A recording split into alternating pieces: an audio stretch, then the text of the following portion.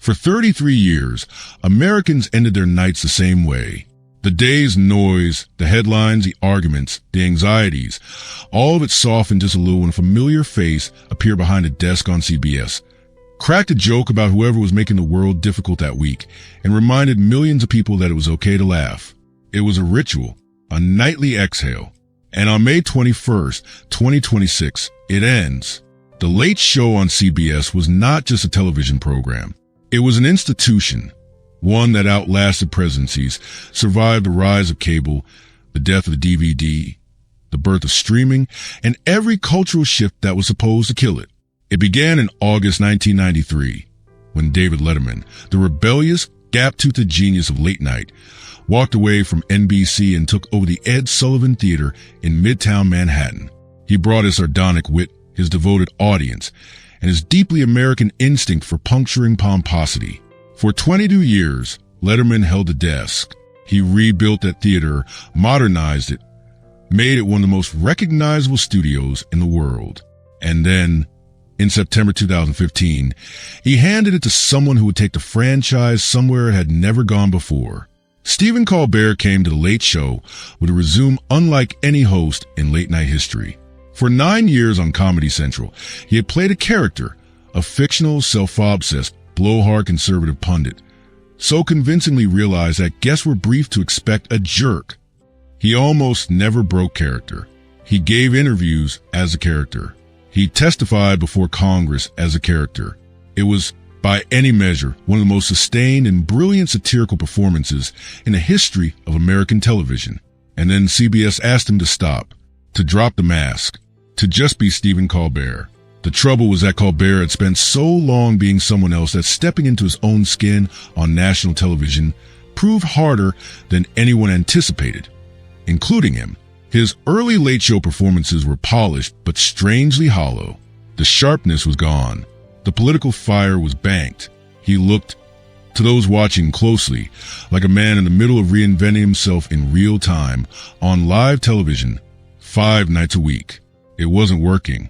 At risk of losing the gig entirely, Colbert agreed to CBS's suggestion of a new executive producer, Chris Licht, a man with a background in news rather than comedy. It seemed like an odd pairing.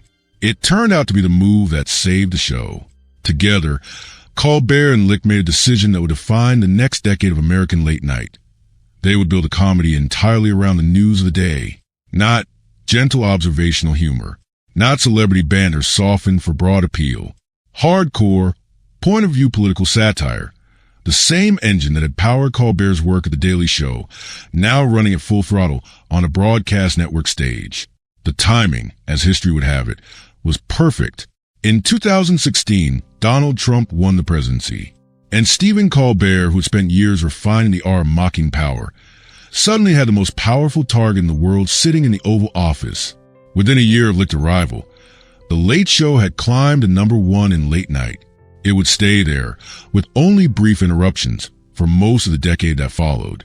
By 2025, Colbert was averaging 2.7 million viewers a night, the most watched late night show on television, and had just won his first Emmy Award for Outstanding Variety Talk Series.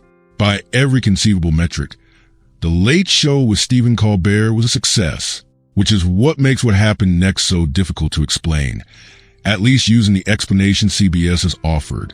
In the spring of 2025, Paramount, the media conglomerate that owned CBS, was pursuing an $8 billion merger with Skydance Media. It was a transformative deal for the company, and it required approval from the Federal Communications Commission, a regulatory body whose posture, under the Trump administration, was closely watched by every major media company in the country. Paramount, like many corporations in that climate, was making choices that observers interpret as efforts to avoid antagonizing the White House. The most striking of those choices came when Paramount agreed to pay $16 million to settle a lawsuit that President Trump had filed against CBS News. The suit centered on a 60 Minutes interview with Kamala Harris during the 2024 presidential campaign, with Trump claiming the broadcast had unfairly edited his opponent's responses. Legal experts across the political spectrum were largely dismissive of the suit's merits, considering it to have little realistic chance of success in court. And yet, Paramount paid $16 million. Gone. Stephen Colbert, who had built a career on saying out loud what powerful people hoped no one would say, went on air and called a settlement what he believed it was a big, fat bribe. Days later, he was told The Late Show was being canceled. Weeks after that, the Skydance merger was approved by the FCC. David Letterman, who has earned the right to say whatever he wants about CBS, was unambiguous in his assessment. Speaking to the New York Times, the man who built the franchise from the ground up said, simply, "They're lying. They're lying weasels."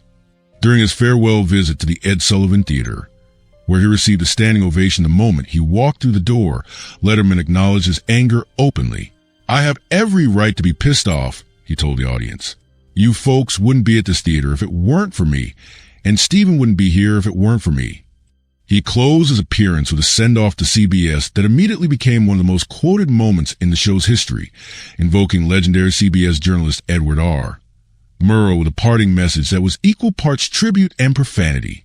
Jon Stewart, Colbert's longtime friend, former boss, and the man who first gave him a platform at The Daily Show, offered perhaps the most precise diagnosis of what had really happened. He told his own audience that the answer wasn't to be found in any single smoking gun. No incriminating email, no secret phone call, no spreadsheet revealing a financial plot. The answer, Stewart argued, was in the atmosphere. The fear, the pre-compliance, the institutional instinct to avoid conflict with an administration that had demonstrated it was willing to make life difficult for anyone who crossed it. Authoritarians, as Colbert himself noted, have never liked being laughed at, and comedians by their very nature will always laugh. Trump, for his part, celebrated the cancellation openly on social media, calling it something he absolutely loved, and expressing hope that other late-night hosts would follow. It was a kind of response that made CBS's claim of a purely financial decision feel, to many observers, increasingly implausible. Through all of it, the anger of colleagues, the public speculation, the political theater, Stephen Colbert remained something that surprised people who expected him to be furious, grateful. Not naive, not resigned, but genuinely, deliberately grateful. He spoke warmly of CBS as a partner. He said he felt better choosing gratitude over anger. His primary public concern, expressed repeatedly in interviews leading into final week, was not for himself but for the staff of the show, the writers, producers, crew members, and coordinators who would find themselves out of work when the cameras went dark on Thursday night. The final week was, by any measure, extraordinary television. Late-night rivals cleared their schedules and paid tribute. Jimmy Kimmel, Jimmy Fallon, Seth Meyers, and John Oliver all appeared together in an extraordinary podcast taping with Colbert, a gathering of the 5 most prominent figures in American late night, united by affection and a shared sense of what was being lost. The week's guest list read like a roll call of American cultural life. Jon Stewart, Steven Spielberg, David Byrne, Bruce Springsteen. The finale itself, Thursday, May 21st, was kept entirely secret, with no guests or segments announced in advance.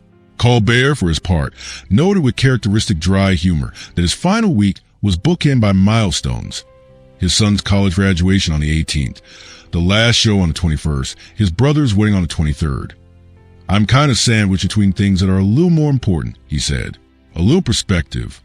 Starting May 22nd, the 11:35 p.m. slot on CBS will be filled by Comics Unleashed with Byron Allen, a comedy panel show that deliberately avoids topical humor, so that episodes can be rebroadcast at any time. There's no band, no desk, no live political commentary, none of the architecture of classic late night. Allen's company is purchasing the time slot directly from CBS, paying for the airtime and then selling advertising to recoup the cost. CBS, by this arrangement, saves an estimated $150 million annually in production and marketing, and quietly exits the business of original late-night programming entirely. As for Colbert, he is heading, as he promised, to the Shire. He has been announced as a writer on a new Lord of the Rings film, collaborating with his son, screenwriter Peter McGee. For a man who has spoken about his love of Tolkien with the enthusiasm of a devoted scholar, it is perhaps the most fitting possible second act. But what he leaves behind matters. The Late Show was, for over 3 decades, proof that a broadcast network could offer a nightly space for irreverence, for political accountability, for the specific and essential American tradition of laughing at power. When CBS replaced it not with another original program, but with a syndicated time-buy designed to offend no one and challenge nothing, it made a statement, not just about the economics of television, but about what kind of speech a major institution is willing to platform when the political stakes are high. However CBS characterizes what happened, that is what people will remember. A show that made a president uncomfortable was canceled days after its host called a presidential settlement a bribe, and weeks before the deal that settlement was meant to facilitate was approved. Whether that sequence was causal or coincidental, no press release will ever fully answer. The Late Show, 33 years, approximately 1,800 episodes, and one empty desk in the Ed Sullivan Theater that, come Friday morning, will belong to someone who has been told very clearly not to say anything that might make anyone uncomfortable. Stephen Colbert said what he had to say. For 11 years, he said it every night. That, in the end, is the story.